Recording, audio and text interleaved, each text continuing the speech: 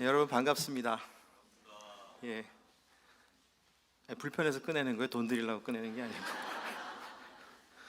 여러분 소개받은 대로 저는 더은혜교회 서울 영등포구 물레동에 있습니다. 개척한 지는 5년 딱 지나서 6년 차 들어가고 있고요.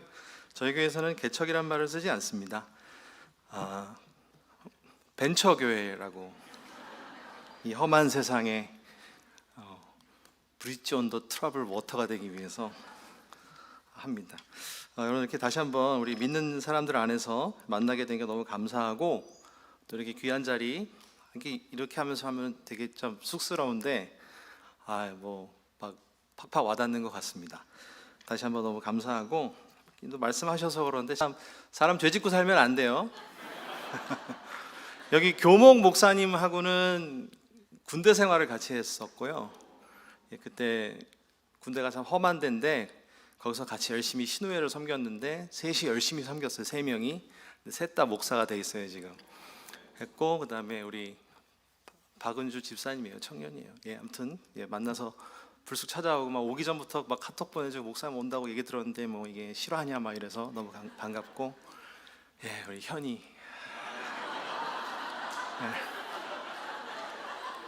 나는 현이라고 해도 되지.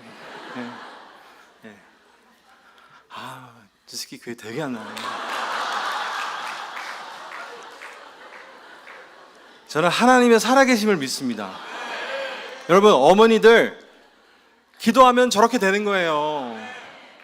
저 오토바이나 끌고 다닐 때 저 사람 될 줄 알았겠어요? 교회 오면 온갖 불만 인상으로 와가지고 언제 끝나냐 막 이러던 애가 할렐루야 끝나고 있다 셀카 한번 찍자. 하나님의 살아계심을 인스타에 만방에 알려야지. 너무 좋은 것 같습니다. 어쨌든 저와 여러분이 이렇게 교제하게 된 것은 저는 분당우리 교회의 그 꿈 넘어 꿈 프로젝트라는 것 아시는 분도 계시고 모르시는 분도 계실 수 있는데, 이번 주에도 전라도 광주에서 상경을 한 친구가 있어요. 대학원 때문에. 제가 느낌이 딱 오잖아요. 그래서 와가지고 혹시 저희 교회를 어떻게 했더니 그러더라고요. 그게 뭔 대화예요 그게?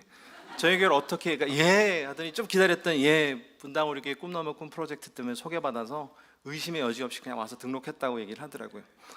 교회가 교회를 낳고 교회가 교회를 지원하는 거는 성경적입니다.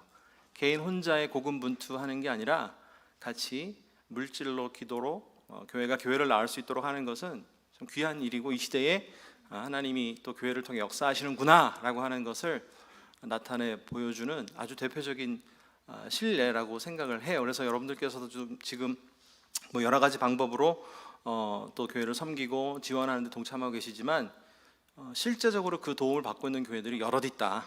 여러분 이렇게 한번 생각해 주시면 좋을 것 같습니다. 저도 목사님하고 잠깐 그 교제를 나눴어요. 근데 어저께 오신 목사님 또 내일 오신 목사님 또 다 저희 비슷한 지역에 있어서 같이 또 밥도 먹고 교제하는 친구들이고, 물론 이제 제 후배들이긴 하지만 뭐 이미 알고 있던 분도 있고, 뭐 지금 그 도움 받아서 리모델링 하고 있고 다 그렇게 하고 있거든요. 그래서 김 목사님 말씀 저도 같이 방송으로 들었습니다. 저희 교회 성도님들도 지금 유튜브로 같이 보고 계실 텐데요. 보고 계시죠? 기도하셔야 됩니다. 저희는 지금 고난주간 특별 새벽 예배를 하고 있습니다. 그런데 이제 저녁이 시간이 돼서 또 이렇게 섬길 수 있어서 너무 감사한데요. 어제 김영국 목사님 처럼 저는 용하지는 못합니다. 그분은 뭐 벌써 딱 오면 교회 분위기가 막 좋고 막 이렇게 얘기를 하는데 저는 그렇게 용하지는 못해요. 오히려 여기에 영빨 있는 성도님들이 많이 계실 거 아니겠습니까? 그래서 저는 뽀록 날까봐 지금 이렇게 성령께서 이들의 눈을 가리워 은혜만 받고 가시게 하옵소서 라는 마음으로 왔습니다. 여러분들 저를 잘 모르시잖아요. 저도 여러분 잘 모르고 그저 우리가 예수 믿는 공동체 하나로 같이 이제 신앙생활을 하고 있다는 건데, 그래도 저는 이 은혜를 끼치고 은혜를 전달하는 입장에서 물론 성령이 역사하셔야 되지만 처음 오는 교회고 또 만날 수도 있지만 그렇지 않을 수도 있으니까 어쨌든 한 번에 최선을 다해야 된다. 그래서 예를 들어서 어떻게 은혜를 끼칠까 고민을 하게 되죠.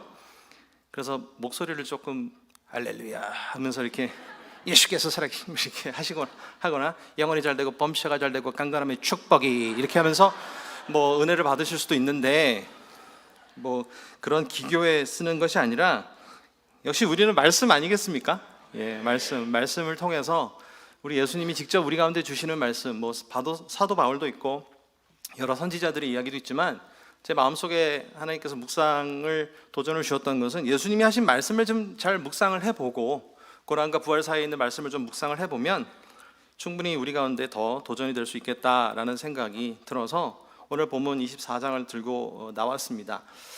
그 전에 한번 질문해보고 싶은데요. 집에 혹시 이런 분들 계십니까? 가족 말은 죽어라고 안 듣는데 남의 말은 진짜 잘 듣는 사람 있어요. 벌써 막 이렇게 당신 얘기를. 예, 왜 자기라고는 생각을 안 할까요? 그러니까 예를 들면 이런 게 있죠. 저희 집에서도 이제 이런 일이 있죠. 제가 여보, 그러니까 예를 들면 이제 비슷한 상황을 지어낸 거죠. 여보, 홍길동이라는 사람 알지? 예를 들면 우리 교회처럼 홍길동 집사님 알지? 알아요. 그러면 그분이 그냥 조용히 계셔서 그렇지 능력자도만. 그러면 집사람이 그래요, 예 하고 지나가요. 며칠 뒤에 우리 집사람이 저한테 오죠. 여보, 홍길동 집사님 알아? 알아. 능력자도만 이렇게 얘기를 해요. 내가 얘기했잖아. 가족들이 얘기할 때는 안 듣고 남이 얘기하는 거는 굉장히 신선하게 듣고 오는. 내가 그거 사면 안 된다고 얘기했는데 어느 날 갑자기 그거 사서 들고 오는 뭐 이런 식의 집사람, 이제 집에 앉은 그런 가정들이 있지 않겠습니까? 여러분, 이게 뭐냐면 서로 한마디 툭툭 던질 때의 그것을 받아들이는 믿음 부족 현상이에요. 우리 남편이 말하는 게 그냥 허투루 얘기하지 않아. 우리 부인이, 우리 집사람이, 마누라가 얘기하는 게 허투루 얘기하지 않고서 그 관계 안에서 갖고 오는 믿음 현상이 있다면 잘 듣게 되는데, 이게 잘 안 되면 믿음 부족 현상 때문에 똑같은 말을 해도 듣지 않게 되는 것이죠.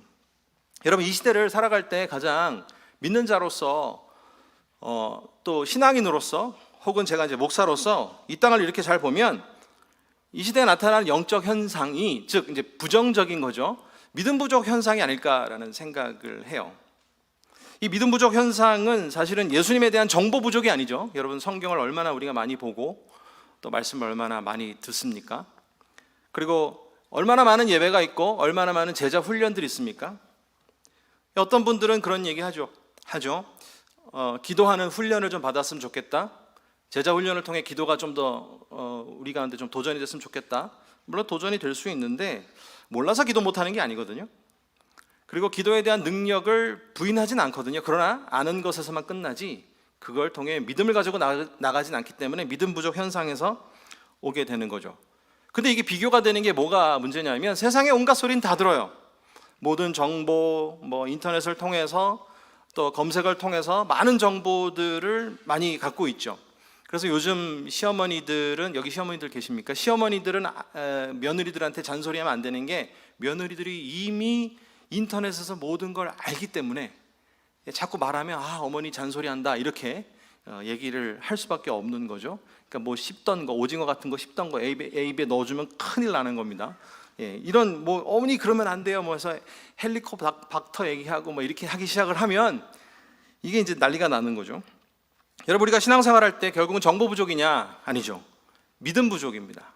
믿음 부족 현상이 우리에게 나타나는 그 일, 즉 무슨 얘기냐? 말씀이 얘기하는 것을 몰라서가 아니라 말씀이 이야기하는 것에 대한 결과를 받아들이는, 그 능력을 받아들이는 믿음 부족 현상에서 항상 우리의 신앙의 갈등이 오게 되는 것이죠.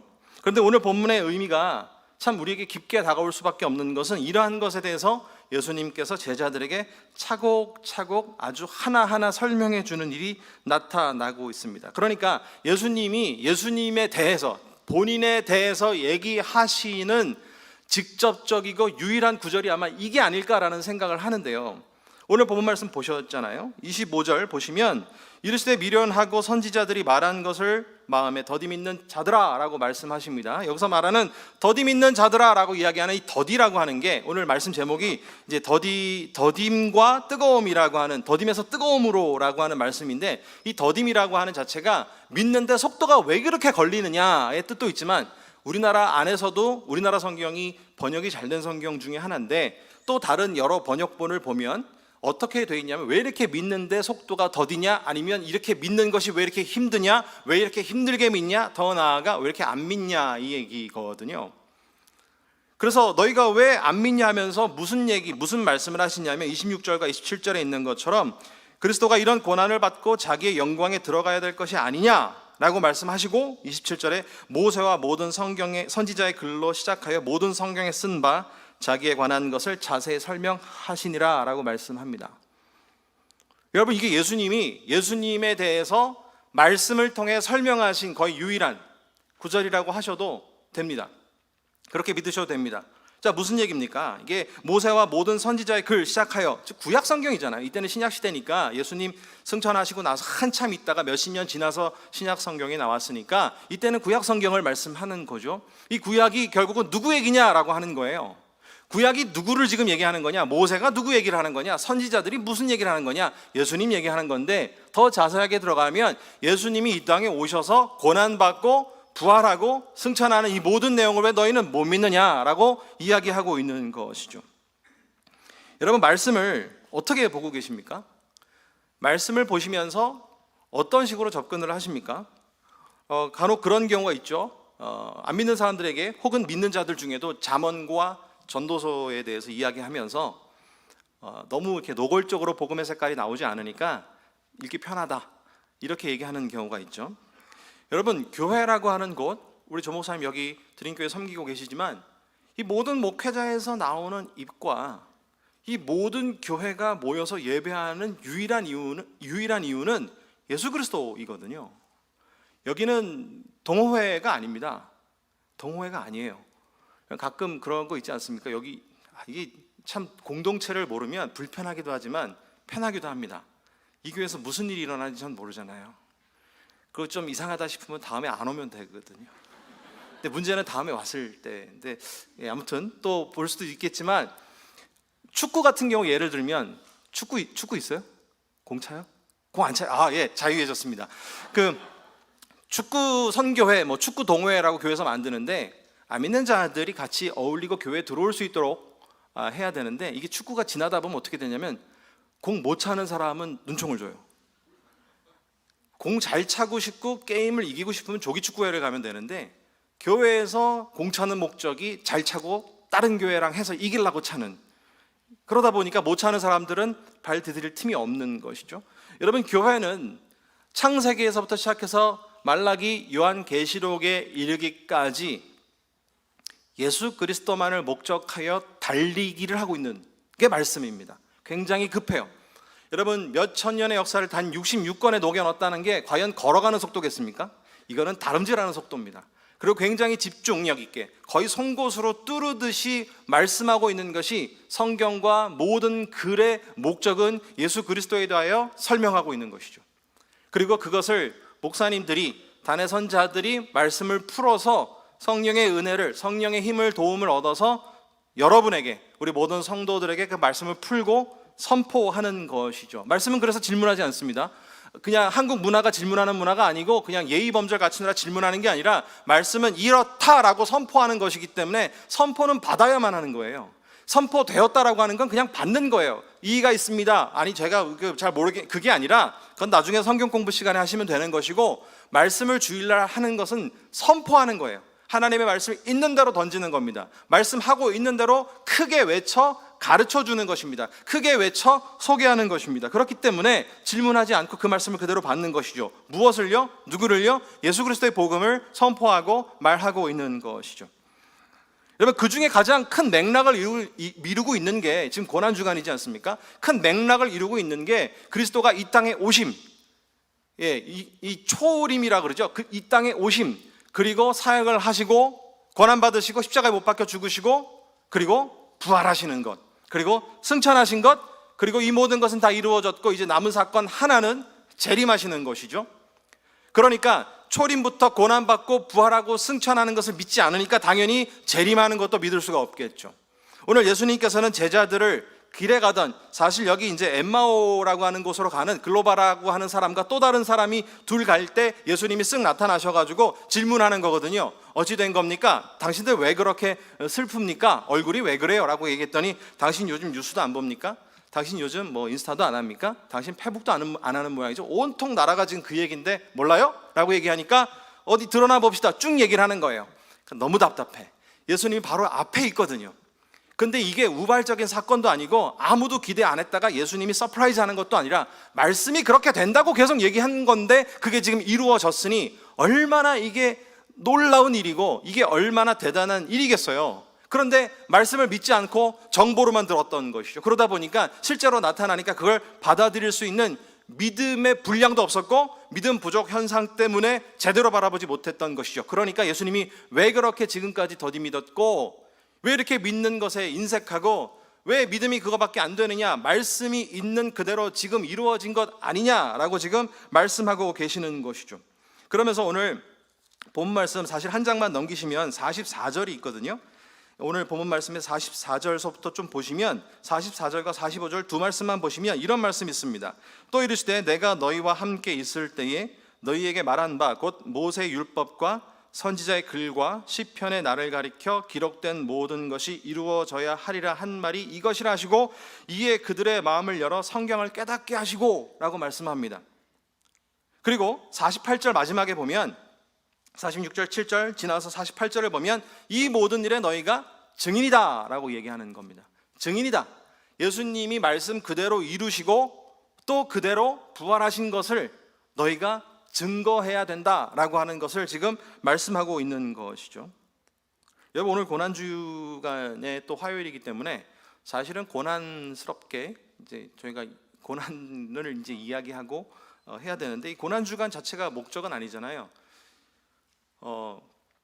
고난주간 어떻게 보내고 계십니까? 고난스럽게 보내고 계십니까? 아니면 뭐 옛날하고 요즘하고 좀 많이 달라서 예전에는 고난주간 막 40일 새벽 예배도 하고 금요 철야도 40일 철야도 하고 뭐 무슨 일절 뭐 좋은 거 하면 안 되고 뭐 그렇게 고난 말 그대로 같이 고난해야 된다고 이렇게 얘기를 하기도 했잖아요. 여러분 고난주간은 예수님이 마침내 이루시는 그 부활의 목적을 향해 가시고 계시기 때문에 더 교우들과 교제하셔야 된다고 생각을 해요. 평상시 연락 못 해봤던 교우들 교제해서 예수 그리스도의 교제권 안에 들어올 수 있도록 방문도 하고 만나서 또 같이 식사 교제도 하고 이거는 우리가 패배의 기쁨, 어떤 장례 지내는 게 아니거든요. 제사를 지내고 죽은 자를 추모하는 시간이 아니라 부활로 향해 나가는, 그래서 이 부활이야말로 우리의 목적이다라고 하는 마음으로 고난주간을 굉장히 주님을 바라보면서 지내고 교회 공동체가 회복될 수 있게끔 오히려 주님이 이걸 원하시는 거 아닌가라고 하는 주님에게 굉장히 집중해야 되는 기간이 바로 이 고난주간. 사실은 매주가 고난주간인데 우리가 교육의 목적에 의해서 1년에 한 번이라도 좀 집중해서 그 말씀대로 또 우리가 신앙의 중심으로 살아가 보자, 이런 얘기인 것이죠. 여러분 그래서 이제 부활의 완성이라고 하는 궁극의 목적을 우리가 이제 가고 있는데 여러분 이게 이제 우리에게 문제로 던져지는 거죠. 다시 오실 예수 그리스도만 남은 거예요. 말씀 그대로 다 이루어진 것이죠. 다시 오실 재림하실 예수 그리스도만 보게 돼 있는 것이죠. 부활과 승천까지 다 이루어졌기 때문에 예수 그리스도의 이 땅에 다시 오심을 우리는 이제 바라보고 있는 그 한 가지 사건이 남아 있죠. 이걸 믿느냐의 문제예요. 저와 여러분이 이걸 확실하게 믿느냐, 더디 믿느냐, 믿지 않고 있느냐, 알고는 있느냐의 문제인 것이죠. 여러분 어떻게 보면 다시 오실 예수 그리스도를 정말로 바라보고 살고 있느냐의 문제로 쉽게 치환해서 얘기할 수가 있는 것입니다. 저희 아들이 이제 고3이에요. 막내가 이제 고3인, 어저께는 저희는 애가 둘이거든요. 큰 애는 이제 대학교 4학년 이제 졸업반이고 이제 취준생 준비해야 되고, 저희 아들은 이제 고3이고, 저희 집사람은 이제 갱년기 들어가서 그런 세 명 속에서 제가 있기 때문에 집사람이 가급적 집에 들어오지 마라, 이거는 목회를 위해서다, 뭐 이렇게 얘기를 하긴 하더라고요. 저희 고3이 공부를 잘 할까요? 공부를 안 할까요? 못한다라기 소리보다 그런 거 있잖아요. 얘는 머리가 좋은데 공부를 못해, 뭐 이런 거 있잖아요. 공부를 안 해 그러잖아요. 그게 공부 못하는 거예요. 머리 좋으면 해야지. 공부는 철저히 결과 중심주의이기 때문에 얘기해야 됩니다. 근데 오늘 다시 한번 얘기하지만 하나님은 살아계시기 때문에 결과가 정말 중요합니다. 제가 다시 한번, 현아 내가 오늘 회개했다. 저도 청년사역을 지금도 하고는 있어요. 근데 저거 뭐가 되려고 그러지? 뭐 이런 거 있잖아요. 귀신은 뭐 하나? 뭐 이런 우리 성경적으로 표현해야죠. 사탄은 뭐 하나 저거 안 잡아가고 이렇게 하면 안 돼요. 누가 알았습니까? 누가? 찬양인도 하고 뭐 예수 그리스도의 이름으로 안 돼. 너무 적응이 안 돼가지고 어머니 진짜 좋아하시겠다. 맨날 목사님 우리 아들이 좀 사투리 쓰시잖아. 그래서 목사님 우리 아들이 왜 하는지 막 기도해야 됩니다. 목사. 하나님은 살아계십니다. 여러분 진짜 몰라요. 사람은 어떻게 되는지 여러분 모릅니다. 여러분 뭐 역사 하시겠죠. 저희 아들에게도 신앙생활은 잘하고 교회에서 뭐 잡일 뭐 이런 거 도맡아 잘 합니다. 근데 이제 고3이잖아요. 한국에서 어쩔 수 없이 인문계 고등학교는 고3이잖아요. 고3 인문계 고3 대한민국에서 뻔하지 않습니까? 근데 얘는 뻔한 삶을 살고 있지는 않아요. 시험 기간이 좋다고만 합니다. 집에 일찍 오니까 결과하고는 상관없이. 그런데 그 고3인데 이제 책상에 앉아 있는 시간이 상대적으로 길어졌어요. 왜 그럴까요? 수능을 보잖아요. 이게 알고 끝난 게 아니라 자기가 직시한 거예요. 고3이니까 그날이 도적같이 온다는 걸 안 거죠. 그래서 책상에 앉아 있는 시간을 늘리고 있습니다. 여러분 우리가 다시 오실 예수 그리스도를 믿고 알고 있다면 우리가 주님을 생각해야 되는 시간을 늘릴 수밖에 없죠. 여러분 시간을 내서 신앙생활 하시는 스타일입니까? 시간이 나면 신앙생활 하는 스타일이십니까? 애매한데 다시 한번 여러분 시간을 내서 신앙생활 하시는 스타일입니까? 시간이 나면 신앙생활 하시는 스타일입니까? 교회가 메인입니까? 교회가 서브입니까? 대답들은 되게 잘해요. 여러분 이슬람 사람들 무슬림이라 그러죠? 알라를 믿는 사람들을 무슬림이라고 하는데 이 사람들 하루에 5번 기도하거든요. 말을 해보면 정말 놀랍습니다. 제가 꼭 그거 어떤 지금 주초 문제를 얘기할 건데 술, 담배, 뭐 술 문제를 제가 얘기할 건데 뭐 오늘 그게 포인트는 아니지만 여러분 되게 재미난 게 무슬림이라 그러면 술이나 돼지고기를 권하지 않아요.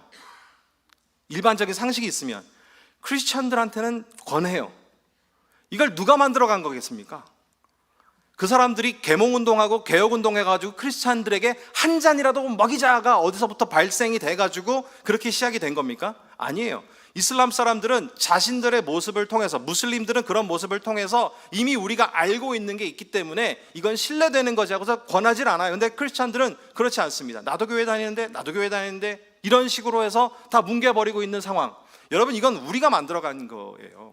우리가 다시 예수 그리스도가 온다면 뭐 술을 끊읍시다 이 차원이 아니라 예수 그리스도가 다시 온다는 걸 우리가 마음속에 알고 있다면 더디 믿는 것이 아니라 주님을 향한 마음으로 바뀌어져 나가야 되는 고3 학생이 이제 수능이 오기 때문에 내가 자기의 자리를 지킬 수밖에 없다라고 하는 결과에 도달할 수밖에 없는 것이죠.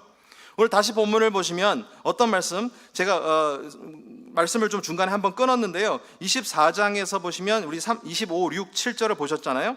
그때 보면 다시 32절에 보시면 그들이 서로 말하길 길에서 우리에게 말씀하시고 우리에게 성경을 풀어주실 때에 우리 속에서 마음이 뜨겁지 아니하더냐라고 말씀하지요. 아까 본문에서 읽으셨지 않습니까? 본문에서 말하는 뜨겁지라고 하는 게 또 다른 각주에서는 뭐라고 얘기하냐면 불타지 아니하냐라는 얘기를 하는 거예요. 예수님이 누군지를 딱 아니까 마음이 불타서 견딜 수가 없다라고 하는, 여러분 불탄다라고 하는 건 뭐 뜨거 뭐 이렇게 불탈 수도 있지만 모든 에너지가 거기로 다 들어간다는 얘기죠. 내 모든 오감과 모든 모세혈관 등등 모든 신경 조직을 다 끌어서 그리스도에게 반응한다는 겁니다. 아까 어제도 제가 방송 봤는데 평촌 드림교회는 이제 부딪히면 십자가 이렇게, 오늘 나갈 때 저기 문에서 제가 한번 서 있어 보고, 어차피 문에선 많이들 부딪히니까 그러면 저쪽에서 막 십자가 이렇게 하면서 이렇게 나가는지.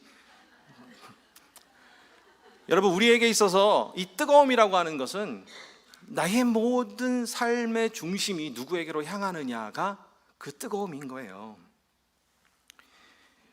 예수님께서 이런 사람들에게 말씀하시는 게 더디 믿는 자들아 라고 이야기하는 거죠. 그러니까 이걸 다시 뜨거움과 바꾸어서 얘기하면 뜨거움이 없는 자들아 라고 얘기하는 거예요. 어디다가 그렇게 신경을 쓰고 사냐? 지금 최대의 관심이 무엇이냐? 나는 말씀대로 이 땅에 와서 고난받고 십자가 고통당하고 부활하여 승천하고 다시 올 때 그거 하나만을 보고 심판에서 갈림을 받을 텐데, 갈림길에 너희들이 서 있을 텐데 도무지 너희들은 무엇에 관심이 있는지 모르겠구나 라고 하는 것을 지금 말하고 있는 것이죠. 그러니까 예수를 못 믿는, 즉 예수를 뜨겁게 믿지 못한다라고 하는, 더 디테일하게 우리가 얘기를 하면 예수님이 다시 오신다고 하는 사실에 대해서 현실적으로 받아들이지 않고 있는 것이죠. 이건 정보 부족이 아니라 앞에서 말씀드린 것처럼 믿음 부족 현상으로 나타나는 거예요. 여러분, 제가 고등학교 때 저도 뭐 나름 공부를 했습니다. 저희 아들보다는 더 잘한 것 같기는 해요. 근데 저는 이제 문과로 이제 문과생이었어요. 이과가 아니고 문과였는데 수학 뭐 1회 정석 이런 세대잖아요. 저는 요즘은 수학 1회 정석, 2회 정석 하는지 잘 모르겠는데 저희 아들 수학 보니까 엄청나게 전 모르겠더라고요. 이제 뭐 이과를 가면 수학 2 하고 문과는 수학 2 1 하고 막 그랬거든요. 수학 선생님이 딱 그 얘기를 하는 거예요. 야, 수학 정석에 코피 한 방울 안 떨어뜨리고 대학 갈 생각하지 마. 딱 그렇게 얘기하는 거예요. 쳐도 안 나오는 사람인데 공부를 얼마나 하면 코피가 나와야 되는 거냐. 이게 깊게 팔 수는 없잖아요. 코피가 안 나는데 그렇게 이제, 근데 그게 이제 저도 가르치는 입장에서 학교 생활을 끝나고 이렇게 보니까 그게 무슨 말인지를 알죠. 제 취미생활, 목사는 뭐 취미생활이 있는 게 좋다 이렇게 얘기를 하는데, 제가 이제 중학교 때부터 꾸준히 지금까지 하고 있는 취미생활인데 교회 개척하고 나서는 5년 정도를 못한 것 같아요. 뭐가 있냐면 여기도 계시는지 모르겠습니다만 프라모델이라고 혹시 아세요? 탱크 같은 거. 저는 이제 탱크를 좋아합니다. 전차 해서 밤새 색칠을 해요. 그냥 이렇게 사갖고 붙이는 정도가 아니라 제 목양실에도 벌써 탱크들이 한 3-4대가 이렇게 있거든요. 근데 우리 요즘 안 되겠어요. 우리 유치부 애들이 자꾸 키가 작아가지고 달라고. 예전에 한번 비행기를 줬더니 난리더라고요, 바로. 그래서 안 될 것 같은데 그걸 이제 세밀하게 디테일하게 색칠을 하고 에나멜 뭐 이런 걸로 해서 하는데, 그걸 하면은 밤새는 줄 몰라요. 하다 보면 해가 떠요. 그 몸이 벌써, 그 말씀 볼 땐 그게 안 되는데 왜 그거는 밤새 그걸 쭈그리고 앉아가지고 냄새, 에나멜 냄새 맡으면서 이렇게 하는데 해가 떠요. 근데 탱크 하나가 딱 나오면 그렇게 좋을 수 없어요. 근데 딱 일어나면서 허리가 나가는 거예요. 허리가 밤새 앉아 있었으니까.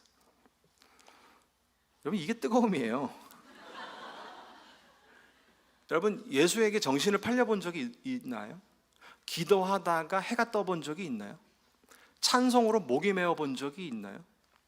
말씀을 보면서 기도하면서 얼만큼 울어보았나요? 여러분, 이게 너무 영적으로 난해하고 제가 말씀에 무지한 상태에서 너무 영적 세계에 대해서 이야기하는 걸까요? 여러분, 우리 앞세대 목사님들 무릎 꿇고 기도하느라고 양복 바지 보면 달아있는 위치가 똑같았어요. 방석이 패여져 있었습니다. 요즘 앉아서 기도하는 것도 힘들어요. 의자에 앉아야 됩니다. 누가 요즘 무릎을 꿇습니까? 예전에 성경이 세로였던 성경 아시죠? 가로로 올 때 굉장히 힘들었는데 예전에 제가 그 바뀔 때의 담임 목사님이 이런 말씀을 하셨어요. 옛날 세로 성경은 맞습니다 하면서 읽었는데 요즘 가로 성경은 아닙니다 하면서 그렇게 읽는다는 거예요. 여러분, 너무 고차원적 신앙생활을 하는 거 아닙니까?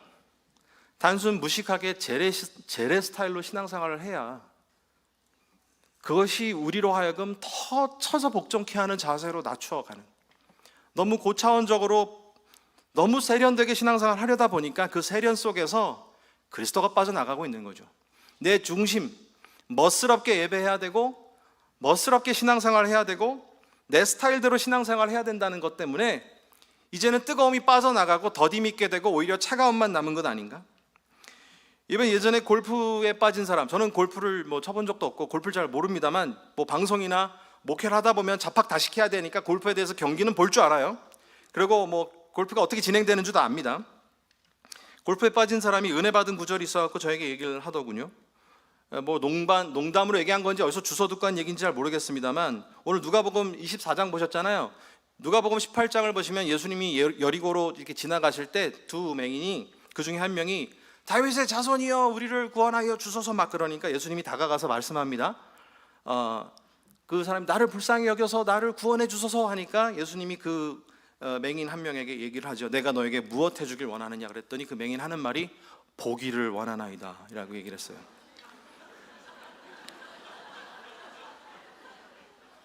귀 있는 자만 웃을지어다. 그거에 은혜 받았다는 거예요. 여러분, 나름 그것도 뜨거움이긴 해요. 워낙 거기에 빠져 있으니까 그렇게 들리는 거죠. 근데 그리스도를 향한 뜨거움이 아니라 골프를 향한 뜨거움인 거죠. 어쨌든 그런 걸 우린 뜨거움이라고 이야기를 합니다. 뜨거움을 만나면 밤새도록이라도 뭐를 하게 되는 것이죠. 어떤 목사님이 인천에 갈 때 길이 너무 막히니까 지하철을 타고 가기로 했어요. 가기로 했는데 거기서 우리 교인인 것 같아요. 우리 교인인 것 같은데 이름을 잘 모르겠어요. 교회가 컸던 모양입니다. 인사를 할까 말까 하다가 안 돼, 인사를 안 해서 탈라는 것보다 했는데 누구세요? 라고 하는 탈이 낫지 하고서 무턱대고 인사를 한 거예요. 인천 가는 지하철입니다. 주 안에서 평안하십니까? 라고 물어봤어요. 자매님 주 안에서 평안하십니까? 라고 물어봤더니 이분이 서울 살다가 주 안으로 이사 간 거예요. 야, 우리 목사님 대단하다. 야, 대단하다. 내가 주 안으로 이사 간 걸 어떻게 알지? 와, 대단하다. 아니 근데 어디 가십니까? 집이 이쪽이라서. 너무 멀리서 나오시는데 이렇게 멀리서 나오십니까? 예, 멀지만 그래도 열심히 나가고 있습니다 라고 하니까 목사님 말씀이 근데 제가 아시다시피 성도님들 다 알지 못해서 성함이 이렇게 했더니 그 여자분이 하시는 말씀이 예, 아직 그냥 홍길순 성도입니다 라고 말하는 건 이제 집사 직분이 없다는 말씀이겠죠. 홍길순 성도입니다 라고 얘기를 하니까 목사님이 이렇게 열심히서 나오는데 홍길순 성도님이시군요. 이렇게 멀리서 나오는데 곧 교회에서 이제 집 사드리겠습니다 라고 하니까 이게 열심히 된 거예요. 집을 사준다. 그때부터 이 사람이 뜨거워진 겁니다. 열심히 내가 교회를 나가야 되겠다. 웃자고 몇 가지 이야기를 드렸지만 뜨거움은 우리를 이렇게 변하게 하는 거예요. 그리스도에 대한 우리의 뜨거움이 있는데 내가 아무것도 바뀌지 않고 있다? 여러분, 과연 그게 뜨거움일까요? 여러분, 신앙과 신념은 한 끗 차이예요. 신앙은 주님이 원하시는 대로 그 방향을 바라보는 게 신앙이고, 신념은 내가 바라보는 대로 주님이 와야 하는 게 신념입니다. 여러분, 신념의 신앙생활을 하고 있는지, 참된 주님의 방향 때문에 신앙생활을 하고 있는지를 우리는 내 나름대로의 방법으로 냉철하게 평가해야 할 것입니다. 다시 한번 주님 앞에서 그 뜨겁지 아니하더냐라고 하는 말씀을 들었을 때 우리에게 바꿔서 쉽게 얘기하면 불타지 아니하냐라고 서로 이야기를 할 때 그 불타는 것, 그것을 의미의 중심에 두고 살아간다는 것. 저와 여러분의 삶의 의미의 중심에는 그리스도가 차지하고 있습니까? 아니면 다른 것이 차지하고 있습니까? 아니면 이 세상의 성공만을 바라고 있습니까? 아니면 다시 오실 예수 그리스도 앞에 부족함이 없도록. 여러분, 지금 예수님은 지금 오셔도 전혀 부족함이 없는 상황입니다. 말세는 예수님 승천하고 나서부터 말세가 시작이 됐기 때문에 내일 오니 내년에 오니 어느 교단에만 오니 어느 교회만 오니 그게 아니라 내일 오셔도 부족함이 없는 분이에요. 그 주님 다시 오실 때 과연 우리는 부족함이 없이 쓸 수 있는가? 이것이 우리의 질문이어야 하는 것이죠. 여러분, 세상은요 이제 더 성공주의, 성공을 바라는 시대, 세상 성공, 성공 신화, 성공 신학, 번영 신학, 번영 신앙 등등으로 복음에서 많이 이탈되고 있는 것들을 볼 수 있죠. 예수님 잘 믿으면 성공한다, 세상에서 성공. 근데 여기서 더 나가서 요즘 무슨 얘기를 하냐면 세상에서의 빠른 성공이에요. 빠른 성공.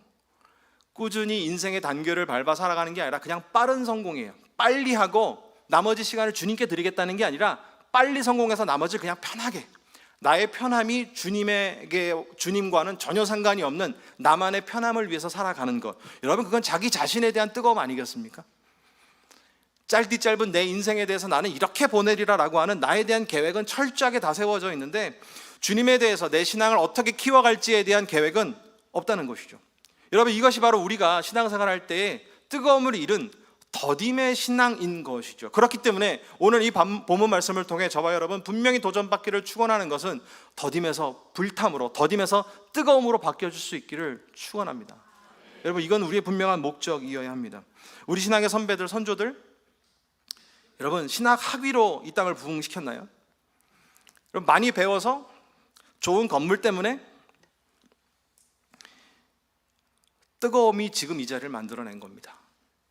그리스도가 아니면 자신들의 죽음까지도 불사했던 그 신앙이 우리로 하여금 지금 이렇게 편하게 신앙생활을 하고 아무 불평을 가질 수 없도록 조건을 만들어 놓으신 것이 우리 선조들이 해 놓으신 것이죠. 여러분, 우리가 신앙생활 할 때 여러분 바라봐야 할 것은 분명히 하나입니다. 정말 주차장도 없고 가게도 허름하고 식당 주인은 불친절한데 줄 서서 먹고 있는 그 집을 보면 화가 납니다. 내가 돈 내고 들어가는데 불편한데 줄까지 서서 들어가서 먹어야 되나? 여러분, 그런 집을 왜 줄 섭니까? 맛있어서 줄 서는 거죠. 여러분, 애를 학원을 보내놨는데 학원 선생님이 너무 잘생겼어요. 그래서 학원 애 데리러 갈 때마다 엄마가 설레요. 근데 몇 달 다녀보니까 애가 성적이 자꾸 내려가요. 결론은 못 가르쳐. 그 학원 보내겠습니까? 안 보내죠. 병원을 가는데 친절하고 시설도 너무 좋고 커피도 막 아메리카노 공짜로 막 커피 머신 돼 있는 병원인데 가도 낫질 않아요.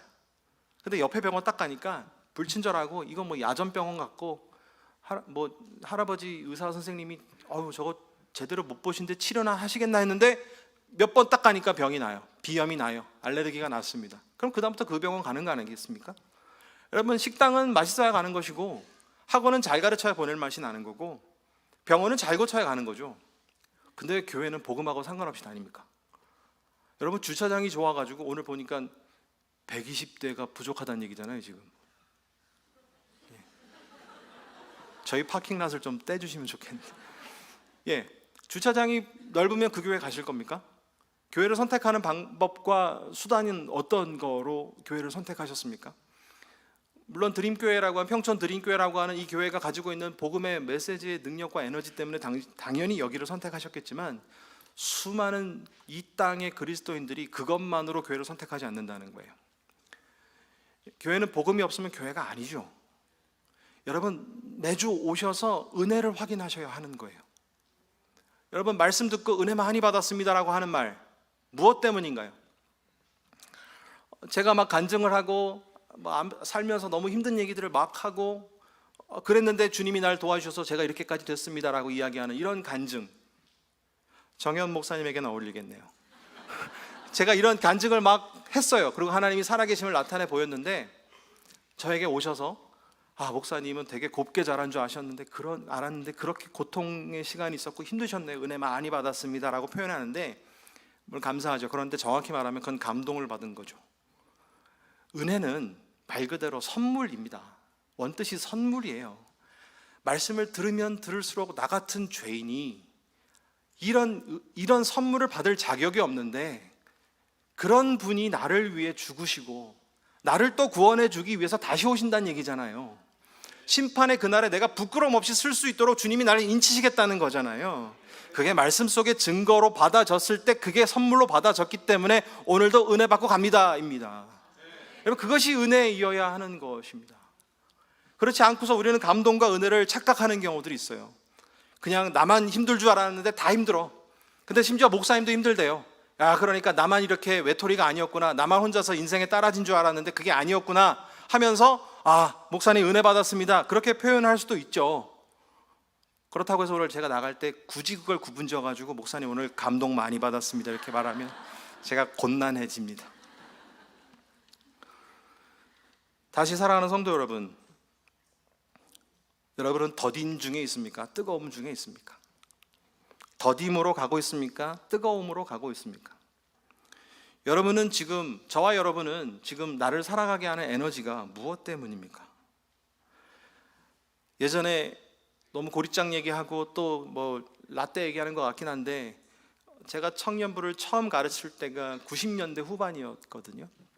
그리고 지금 2020년 중반 넘어갔는데 저도 그러니까 한 세대만 봤다면 괜찮은데 여러 세대를 계속 저도 나이 먹으면서 보고 있는데 혼란이 오는 게 뭐냐면 옛날에 가르치던 청년들은 매 맞으면서 교회를 왔어요. 집에서 쫓겨나면서도 신앙생활을 했다고요. 여기 그 배경고등학교 교목 선생님 아까도 얘기 같이 잠깐 나눠서 했는데 교회 갔다 왔다고 남자 변기에다가 머리를 박았어요. 교회 갔다 왔다고. 그 성경책 되게 멋지게 생겼다 해서 어느 날 교회를 왔는데 성경을 알맹이만 들고 왔어요. 껍데기 어디 갔냐 그랬더니 고참이 지갑으로 쓴다고 뜯어갔대요. 제가 교회 간다고, 군대에서 교회 간다고 그랬더니 제자리 걸음, 그 복더위 7월에 제자리 걸음을 30분을 시켜가지고 빤스까지 다 젖었거든요, 땀으로. 그리고 교회를 갔거든요. 여러분, 그렇게만 해야 성도가 신앙생활 된다라는 게 아니라 핍박이 없는 시대잖아요. 핍박이 없는 시대면 당연히 우리가 예수 그리스도 앞에 나와야 되는 게 맞는데, 이제는 영적으로 뭘 핍박하냐면 경제적으로 따지는 거죠. 이게 나에게 무슨 도움이 될까? 내가 오늘 교회를 가면 어떤 경제적 피해가 있을까? 내가 하나님 앞에 헌신하면 헌신할수록 내 지위를 잇는 것은 무엇일까? 여기로부터 지금 핍박이 끊임없이 우리 가운데 나타나고 있습니다. 예수 그리스도를 위해 포기하지 않는 신앙이 뜨거운 신앙이다? 여러분, 그거는 불가능합니다. 여러분, 취미 생활을 하고 조기축구만 나가고 내가 무언가 좋은 걸 배우려고 해도 포기해야 되는 것들이 한두 가지가 아닌데, 그리스도 때문에 포기하는 게 단 한 개도 없다? 여러분, 그건 뜨거운 거 아닙니다. 여러분, 나의 성공의 하나의 조건으로 그리스도가 들어와 있는 거죠. 그래서 내가 예배를 열심히 할 때 주님은 거기에 대한 조건 반사로 나에게 성공을 보장해 주시기 때문에 다른 것을 포기하지 않고도 여기 나와서 그 조건에 만족되기를 원하는 신앙생활을 여기서 영위해 나가는 거 아닙니까 혹시? 여러분, 이것이 바로 더딤의 신앙이고 뜨겁지 않은 신앙인 것이죠. 사랑하는 성도 여러분, 일제 침략 속에서도 견뎠던 게 우리의 신앙이고, 6.25 전쟁 속에서도 견뎠던 게 우리의 신앙이고, 지금의 경제적 어려움 속에서도, 정치적 혼란 속에서도, 남북한의 관계 속에서도, 혹은 겉으로만 볼 때의 지속적인 교회 성장 속에서도 우리는 끊임없이 뜨거워져야 하고, 우리는 끊임없이 우리의 신앙을 지켜야 하는 그리스도로부터 받는 은혜에 집중해야 될 때인 줄로 믿습니다. 여러분, 어떤 뜨거움으로 주의 날을 바라보고 계십니까? 주의 날을 바라보는 자체가 저와 여러분의 에너지입니까? 다시 거꾸로, 저와 여러분의 에너지는 예수 그리스도입니까? 그 그리스도가 나로 성장하게 하고, 나로 살아가게 하고, 내가 공부하는 원인이 되고, 내가 직장생활 하게 하는 원인이 되고, 남모를 사람 만나게 하는 것에 대한 원인이 되는 것입니까? 여러분, 그렇다면 다시 오실 예수 그리스도를 잘 기다리고 있는 모습입니다. 주님은 삶 속에서 예수 그리스도의 향이 나도록 예수 그리스도의 은혜를 받고 그 은혜를 지속적으로 증거하는, 예수님이 말씀한 그대로 너희가 나를 바라보고 다시 오실 예수 그리스도를 믿어야 될 것 아니냐, 이것만이 우리로 하여금 뜨겁게 하는 것, 여러분, 이것이 바로 오늘 더딤에서 뜨거움으로 바뀌게 하는 우리의 믿음인 줄로 믿습니다. 고난주간 이제 이틀 차입니다. 여러분, 주님을 발견할 수 있기를 소망합니다. 주님이 저와 여러분을 지배할 수 있기를 소망합니다. 주님이 저와 여러분의 에너지가 될 수 있기를 소망합니다. 다시 한번 주님으로 저와 여러분의 인생의 의미가 회복되고, 그 의미를 통해 주님을 향한 우리의 뜨거움이 다시 나타날 수 있고 회복되기를 예수 그리스도의 이름으로 축원합니다. 기도하겠습니다.